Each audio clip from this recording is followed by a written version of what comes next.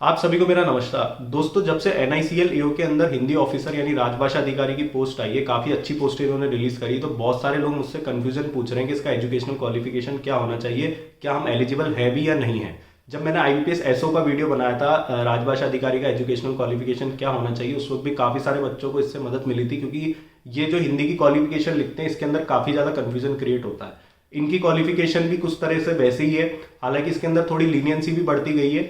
तो वो क्या चीज़ है वो हम इसके अंदर समझेंगे, इनका एलिजिबिलिटी क्राइटेरिया क्या रहता है। देखो, सबसे पहली चीज इन्होंने और करके 4-5 पॉइंट बनाया। तो पहला पॉइंट इन्होंने लिखा है कि master degree from a recognised university in Hindi, यानी आपके पास MA हिंदी होना जरूरी है। इन हिंदी इन्होंने लिखा है, पहला वाला पॉइंट मैं आपको बता रहा हूं। इसका मतलब ये मत लेना कि जैसे किसी ने MSc फिजिक्स कराओ और उसने हिंदी मीडियम से कराओ तो वो भी एलिजिबल है, पहले पॉइंट के हिसाब से। बाद में हो सकता है कि कुछ और चीजें निकल के सामने आए।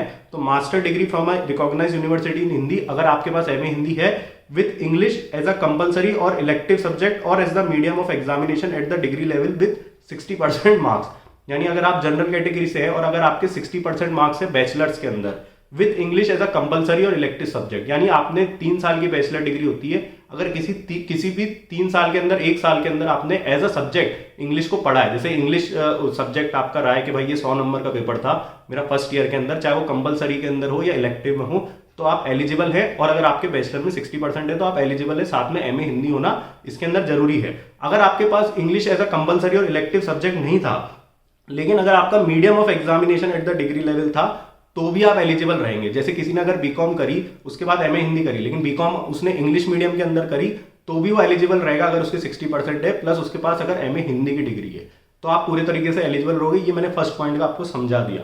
SC ST के लिए इन्होंने 55% मार्क्स लिखे हैं। उसके बाद और करके इन्होंने लिखा है master degree from recognised university in English. अब MA इंग्लिश वाले भी इसके अंदर एलिजिबल हो जाएंगे। कैसे हो जाएंगे देखना, अगर आपने MA इंग्लिश किया with Hindi as a compulsory और इलेक्टिव सब्जेक्ट और as the medium of examination at the degree level, यानी ऊपर वाले पॉइंट का बिल्कुल उल्टा हो गया। इसके अंदर वहां MA हिंदी को ये एलिजिबल मांग रहे थे, यहाँ पे अगर आपने MA इंग्लिश किया है और हिंदी आपने कंपलसरी या इलेक्टिव सब्जेक्ट, यानी किसी भी ईयर के अंदर, जैसे किसी ने बीकॉम किया है, BA किया है, उसने फर्स्ट ईयर के अंदर हिंदी पढ़ा है, तो वो एलिजिबल हो जाएगा। अगर उसने हिंदी नहीं भी पढ़ा है और अगर उसका मीडियम ऑफ एग्जामिनेशन, जैसे किसी ने BA किया, बीकॉम किया, अगर उसने मीडियम ऑफ एग्जामिनेशन उसका हिंदी है, यानी जो पेपर आप सब्जेक्ट लिखते हो एग्जाम के अंदर 3 साल तक, आपका मीडियम ऑफ एग्जामिनेशन अगर आपका हिंदी के अंदर आपने पेपर दिए, तो भी आप एलिजिबल रहोगे। और वही कंडीशन या ऊपर जो लगी थी बैचलर्स की मार्क्स की जो है वही है, 60% मार्क्स आपका होना जरूरी है।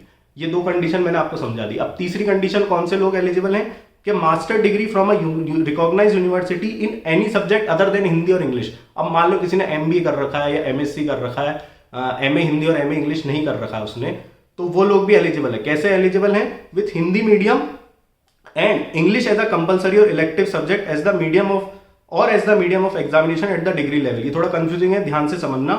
With Hindi medium and English as a compulsory और elective subject as the medium of examination at the degree level, यानी उसने बैचलर जो है वो हिंदी के अंदर करी हो, ठीक है, and English as a compulsory और इलेक्टिव सब्जेक्ट, और इंग्लिश उसने किसी 1 साल के अंदर इंग्लिश एज अ सब्जेक्ट पढ़ा हो, चाहे वो कंपलसरी हो या इलेक्टिव हो, और as the medium of examination, या फिर उसने उसका मीडियम ऑफ एग्जामिनेशन हो विथ 60% मार्क्स, यानी 60% मार्क्स होना उसके जरूरी है। अब इसको देखो ध्यान से समझना, master degree from a recognised university in any subject other than Hindi और इंग्लिश। ये वापस समझा रहा हूं मैं, थर्ड वाला पॉइंट, विथ हिंदी मीडियम, ठीक है, यानी हिंदी मीडियम से आपका मास्टर डिग्री होना जरूरी है। अब किसी ने MBA किया या मान लो MTech किया, MTech तो पता नहीं मुझे हिंदी मीडियम में होता है या नहीं होता है, अगर उसने हिंदी मीडियम के अंदर किया है किसी ने MBA और साथ में इंग्लिश एज अ कंपलसरी और इलेक्टिव सब्जेक्ट उसने ग्रेजुएशन के अंदर अगर पढ़ा है, तो वो एलिजिबल है, ठीक है। 60% ग्रेजुएशन में होना जरूरी है, और as the medium of examination at the degree level, यानी हिंदी और इंग्लिश उसका मीडियम ऑफ एग्जामिनेशन दोनों में से एक अगर उसका डिग्री लेवल पे है, तो भी वो इसके अंदर एलिजिबल रहेगा। इसके बाद हम देखते हैं कि master degree from a recognised university in any subject other than Hindi और इंग्लिश। यहां भी वही पॉइंट है, लेकिन हो सकता है इन्होंने ग्रेजुएशन में आगे कुछ चेंज किया हो।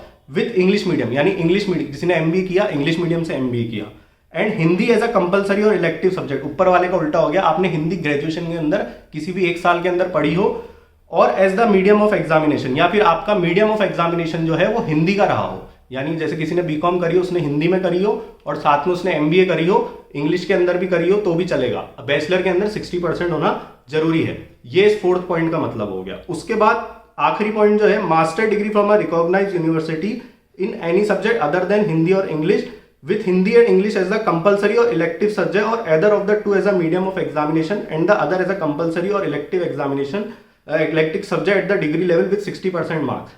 यहाँ भी जो शुरू के 2 पॉइंट में आ रहा है कि आपके पास मास्टर डिग्री हिंदी और इंग्लिश में होना जरूरी नहीं है। अगर किसी दूसरे के अंदर मास्टर डिग्री है विथ हिंदी एंड इंग्लिश, यहाँ दोनों कंपलसरी, जैसे फर्स्ट ईयर के अंदर किसी के पास हिंदी भी ऑप्शनल में था और इंग्लिश भी ऑप्शनल में था, यानी तीनों साल के अंदर आपने किसी भी ईयर, किसी ने फर्स्ट ईयर में, किसी ने सेकंड ईयर में, जैसे किसी ने बीए करा तो उसके अंदर पास कोर्स उसने करा तो उसके अंदर उसने हिंदी भी दिया हो एज अ सब्जेक्ट और इंग्लिश भी एज अ सब्जेक्ट दिया हो, यानी दोनों के 100 नंबर के पेपर या 60 नंबर के, जो भी अलग अलग यूनिवर्सिटी का क्राइटेरिया रहता है, आपकी मार्कशीट में ये दोनों एग्जाम होना जरूरी है। किसी का फर्स्ट ईयर में, किसी का सेकंड ईयर में, उससे फर्क नहीं पड़ता है। With Hindi and English is the compulsory और इलेक्टिव सब्जेक्ट, या तो कंपलसरी हो इलेक्टिव, उससे कोई फर्क नहीं पड़ता। और either of the two as a medium of examination, या दोनों में से एक कोई मीडियम ऑफ एग्जामिनेशन अगर इसके अंदर रहे हैं, and the other as a compulsory और elective subject at the degree level. Medium of examination हो तो ठीक है, दोनों में से एक का, and the other as a कंपल, जैसे किसी ने मीडियम ऑफ एग्जामिनेशन एक का हिंदी है, मान लो उसने बीकॉम किया हिंदी के अंदर, लेकिन उसको इंग्लिश 1 साल पढ़ना जरूरी है बीकॉम के अंदर। जैसे उसने, इसका मीडियम ऑफ एग्जामिनेशन हिंदी था, उसने पूरी कॉमर्स की, बीकॉम की 3 साल की या बीए की 3 साल की पढ़ाई उसने हिंदी की करी, लेकिन उनका मीडियम ऑफ एग्जामिनेशन जो है वो हिंदी मीडियम में था पूरा का पूरा, लेकिन 1 साल उसका इंग्लिश पढ़ा होना जो है वो जरूरी है। तो ये चीज मैंने आपको समझा दी। अगर इसके बाद भी कोई कंफ्यूजन है, क्योंकि बहुत सारा कंफ्यूजन इसके अंदर आएगा, ये मैं आपको अभी बता दूं, तो आप नीचे कमेंट बॉक्स में टाइप करें, मैं क्लियरली लिख के आपको बताऊंगा कि आप एलिजिबल हैं या नहीं है। आपको कुछ नहीं करना है, बस आपको अपनी पीजी की डिग्री और आपने ग्रेजुएशन किस में किया है, आपके कितने परसेंटेज थे, और आपने हिंदी और इंग्लिश किसी साल पढ़ा है या नहीं पढ़ा है, आप अपनी पूरी एलिजिबिलिटी कंडीशन लिख के दे दे तो मैं आपको पूरा समझा दूंगा। तो दोस्तों, अगर आपको कोई डाउट है तो नीचे कमेंट बॉक्स में टाइप करें और हमारी चैनल को लाइक शेयर सब्सक्राइब करें। आप लोग का बहुत बहुत धन्यवाद।